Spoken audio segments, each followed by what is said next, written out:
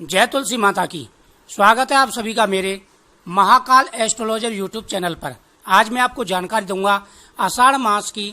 आषाढ़ मास शुरू हो चुका है और आषाढ़ मास में सुहागन महिलाओं को किस प्रकार से माता तुलसी की पूजा करनी है। माता तुलसी की पूजा करने से घर में सुख आता है, समृद्धि आती है, घर में आ रही सारी परेशानियां दूर हो जाती हैं और स्वयं माता लक्ष्मी का घर के अंदर वास होता है। सुहागन महिलाओं को आषाढ़ के महीने में कुछ बातों का विशेष रूप से ध्यान रखना चाहिए। घर के अंदर तुलसी का पौधा सूखना नहीं चाहिए। घर के अंदर तुलसी का पौधा हमेशा हरा हुआ रहना चाहिए। हरा भरा तुलसी का पौधा सुख समृद्धि का प्रतीत होता है। तुलसी के आसपास कभी भी भूल करके झाड़ू नहीं रखनी चाहिए। तुलसी के पौधे के पास भूल करके भी जूता चप्पल नहीं रखने चाहिए। तुलसी के पौधे के पास हमेशा सफाई रखें और एक लोटे में जल भर करके तुलसी माता को प्रतिदिन देना चाहिए।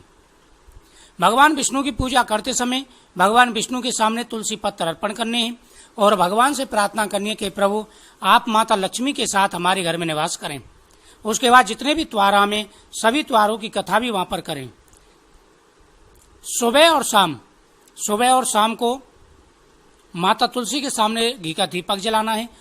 भगवान विष्णु के सामने घी का दीपक जलाना है और घर के अंदर घर के मेन दरवाजे पर आपको तेल का दीपक जलाना है।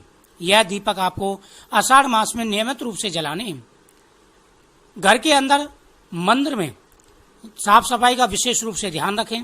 नियमित रूप से दीप दान करते रहें। जाले आदि घर में नहीं लग पाए, इस बात का भी विशेष रूप से ध्यान रखना चाहिए। दोस्तों, आषाढ़ मास में भगवान विष्णु और भगवान शिव सूर्यदेव की पूजा का और माता लक्ष्मी की पूजा का विशेष महत्व होता है। आषाढ़ मास का वो महीना है जो भगवान विष्णु को विशेष प्रिय है। इस महीने में माता लक्ष्मी और भगवान सूर्यदेव की आराधना भी की जाती है। तुलसी माता के सामने आप अपनी प्रार्थना बोलें। जो भी आपके कष्ट हैं, परेशानियां हैं, दुख हैं, वह तुलसी माता के सामने सुबह और शाम जरूर बोलने चाहिए। तुलसी माता के सामने दीपक जला करके वहां पर हल्दी से स्वास्तिक चिन्ह बनाएं, एक दीपक जलाएं और तुलसी माता की परिक्रमा करनी चाहिए।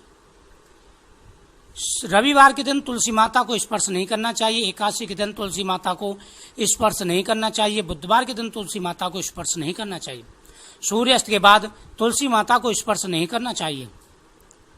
प्रदोष काल में माता की पूजा करें, दीपक जलाएं और सूर्यास्त से पहले ही आप अगर तुलसी के पत्ते तोड़ना चाहें तो सूर्यास्त से पहले ही आपको तुलसी पत्ते ले लेने हैं।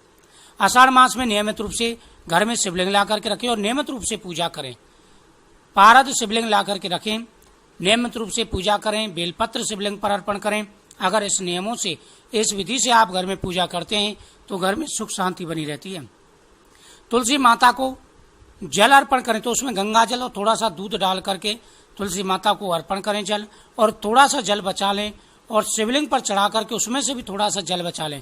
दोनों जलों को मिक्स करके घर के अंदर छिड़काव देना चाहिए। इससे नकारात्मकता खत्म होती है और सकारात्मकता आती है। पूरे आषाढ़ के महीने में आपको ये नियम निभाने हैं, फिर देखना कितनी जल्दी आपकी किस्मत बदलती है। हर प्रकार की मनोकामना पूरी हो जाएगी और हर प्रकार का सुख और वैभव प्राप्त होगा।